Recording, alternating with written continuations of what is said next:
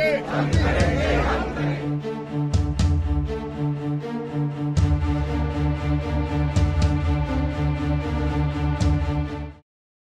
केंद्र सरकार आज लोकसभा में वक्फ बोर्ड संशोधन बिल पेश करेगी। कहा जा रहा है कि इस बिल के जरिए सरकार देश के वक्फ बोर्ड की पूरी प्रक्रिया जवाबदेही व पारदर्शिता को बनाना चाहती है। हालांकि all India Muslim personal law board ने इस बिल के मद्देनजर कहा कि वो मौजूदा वक्फ कानून में किसी तरीके का कोई बदलाव नहीं चाहती है और इसी मुद्दे पर विपक्ष ने भी सरकार को घेरने की अब पूरी तैयारी कर ली है। गुरुवार को जब ये बिल पेश किया जाना था तब इस बिल को लेकर सपा अध्यक्ष अखिलेश यादव ने सरकार पर तंज कसते हुए कहा कि वक्फ बोर्ड का ये संशोधन भी बस एक बहाना है।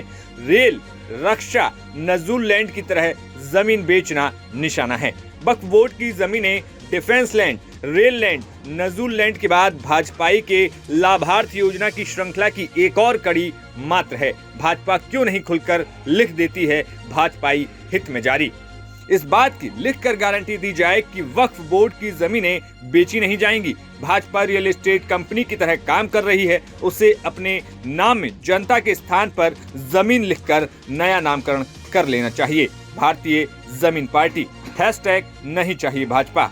तो फिलहाल विपक्ष ने इस मुद्दे को तेजी से उठाना शुरू कर दिया है, जहां कांग्रेस की तरफ से भी सुबह पर सभी सांसदों की बैठक बुलाई गई जिसमें खुद राहुल गांधी मौजूद रहे। तो वहीं अखिलेश यादव ने भी अपने तमाम सांसदों से इस मुद्दे पर चर्चा की है। बता दें कि इस बिल को एक दिन पहले ही यानी कि बुधवार को ही सभी सांसदों को दे दिया गया था, जिस पर आज जो है गंभीर चर्चा हो सकती है। कयास लगाए जा रहे हैं कि जैसे यूपी में नजूल बिल को भाजपा की यूपी सरकार ने सिलेक्ट कमेटी की ओर भेज दिया, उसी तरीके से केंद्र सरकार भी वक्फ एक्ट में बिल को सिलेक्ट कमेटी को भेज सकती है। बता दें कि वक्फ बिल पर सरकार सभी दलों को साथ लेना चाहती है, जिसमें सभी की सहमति के लिए सिलेक्ट कमेटी को भेजा जाएगा। बुधवार को ही सभी सांसदों को इस बिल की कॉपी सौंपी जा चुकी है, जिस पर आज सदन में बहस देखने को मिलेगी। सूत्रों का कहना है कि सरकार की प्राथमिकता है कि इस बिल को सदन में आम सहमति से पारित करवाया जाए और गरीब मुस्लिम और महिला मुस्लिम, अनाथ मुस्लिम को न्याय दिलाया जाए।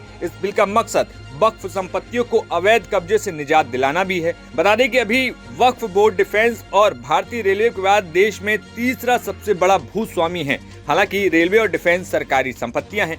फिलहाल इस मुद्दे पर विपक्ष ने हंगामा तेज कर दिया है। तो वहीं सपा प्रवक्ता फखरुल हसन चांद का कहना है कि इस बिल के जरिए सरकार जो है जमीनों को लेना चाहती है। सुनिए क्या कुछ सपा प्रवक्ता ने आरोप लगाए। वक्फ बोर्ड का संशोधन आ रहा है जो राज्यसभा में आज पेश होना है।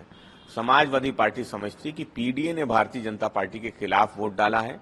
पीडीए में अल्पसंख्यक भी आते हैं। भारतीय जनता पार्टी वो अल्पसंख्यकों के अधिकारों को सीमित करना चाहती है, समाप्त करना चाहती है, इसलिए इस तरीके के बिल लेके आई है। उनकी मंशा बिल के जरिए जो जमीन है वो निजी हाथों में देने का उनकी योजना है।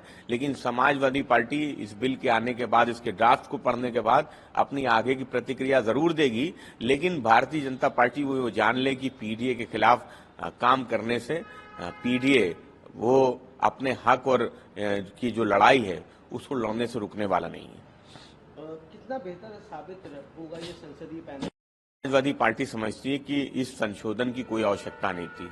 संसदीय पैनल में इसको भेजा जा रहा है। समाजवादी पार्टी जब ये ड्राफ्ट आएगा इसको पढ़ लेगी, उसके बाद इसमें आगे की प्रतिक्रिया जरूर देगी। लेकिन ये बिल अल्पसंख्यकों के खिलाफ है, उनके अधिकारों को समाप्त करने वाला बिल है, उनके अधिकारों को सीमित करने वाला बिल है।